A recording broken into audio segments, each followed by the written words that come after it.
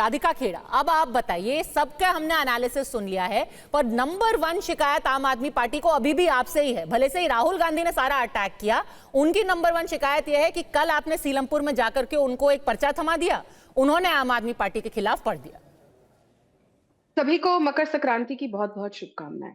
मैं यहाँ पे तसल्ली से सबकी बातें सुन रही थी। उम्मीद करती हूँ मुझे इनफ टाइम मिलेगा और मुझे टोका नहीं जाएगा। शुरुआत करते हैं कांग्रेस के प्रवक्ता से। उन्होंने एक बात बोली आखिर में कि राहुल गांधी ने जैसा कल कहा कि वो सबके लिए खड़े हैं, जहां कोई तकलीफ में होगा वो वहां खड़े मिलेंगे। अफसोस, राहुल गांधी जो अपने खुद की पार्टी के लोगों के लिए नहीं खड़े होते, वो दिल्ली की जनता या आम जनता के लिए क्या खड़े होंगे। तो ये फॉल्स क्लेम सबसे पहला आपका ध्वस्त होता है।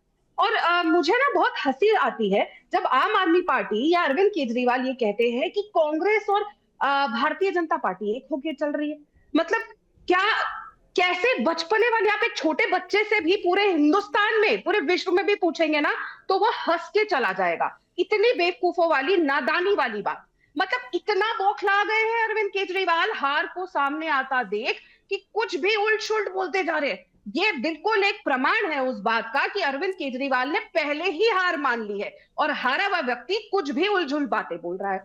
अब यहाँ पे बड़ी बातें हो रही थी, कांग्रेस ऐसा करेगी, कांग्रेस ऐसी सीटें लाएगी। मुझे तो समझ नहीं आता हम कांग्रेस के ऊपर चर्चा क्यों कर रहे हैं। कांग्रेस खुद ही नहीं मानती कि वो चुनाव लड़ने जा रही है। इसीलिए उनकी कल और परसों जो मीटिंग हुई है, उन्होंने अपने नेताओं को एक सीधा सा टारगेट दिया है और उसमें कहा है कि आपने बस 10% वोट लेकर आनी है। पार्टी सरकार किसी की बने, हमें लेकर कुछ लेना देना नहीं। जो पार्टी चुनाव में लड़ने जा रही है और कह रही है कि हमें सिर्फ 10% वोट से मतलब है, कोई जीते या हारे पार्टी हमें कोई लेना देना नहीं है, वो स्वयं ही हार मान चुकी है। उस पर पता नहीं, मुझे समझ नहीं आता उस पर चर्चा ही क्यों हो रही है। पार्टी खुद ही नहीं चाहती उन पर चर्चा हो। इतनी उनके देखिए दिल्ली को लेके इतनी इंपॉर्टेंस दिखा रहे हैं कि जिस समय दिल्ली के चुनाव में लोगों को होना चाहिए वो अपना उद्घाटन कर रहे हैं। अजय माकन इधर जा रहे हैं, उधर जा रहे हैं। राधिका, ये कांग्रेस ने 10% का टारगेट दिया, ये आपको कैसे पता?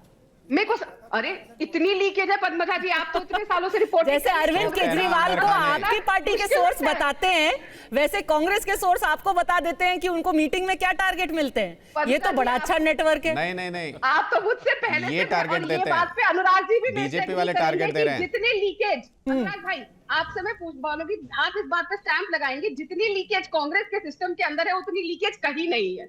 ये तो आप मेरी बात पे अग्री करेंगे।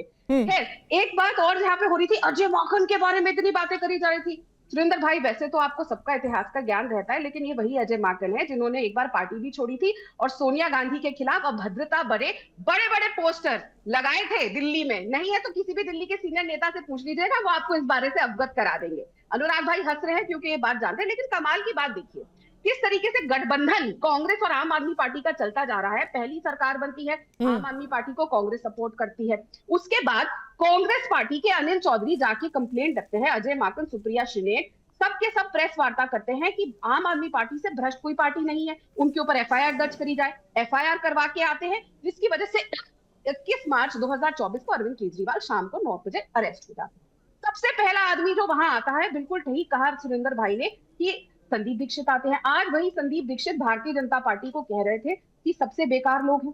अरे आप तो, जो आदमी पी पी के आपकी माँ को गाली देता रहा और जिसको आपने स्वयं कहा कि 2000 करोड़ रुपए डकार गया, उसके लिए आप वहां जाके खड़े हो गए। अरे कैसे अरेस्ट कर लिया, कैसे अरेस्ट कर लिया, क्या कर रहे हैं आप? मतलब आप वहां पे जाके खड़े हो गए उनके आगे और आप ये कह रहे हैं कि अब वो पाक साहब है जिसके खिलाफ आपने कंप्लेंट करी। 2 महीने बाद 25 मई 2024 को दिल्ली में चुनाव होता है और वही राहुल गांधी, सोनिया गांधी, जो सोनिया गांधी दिल्ली की सबसे विश्व की भ्रष्ट महिला बताई थी अरविंद केजरीवाल को, उनके कैंडिडेट को अरविंद केजरीवाल सहम वोट डाके देते हैं।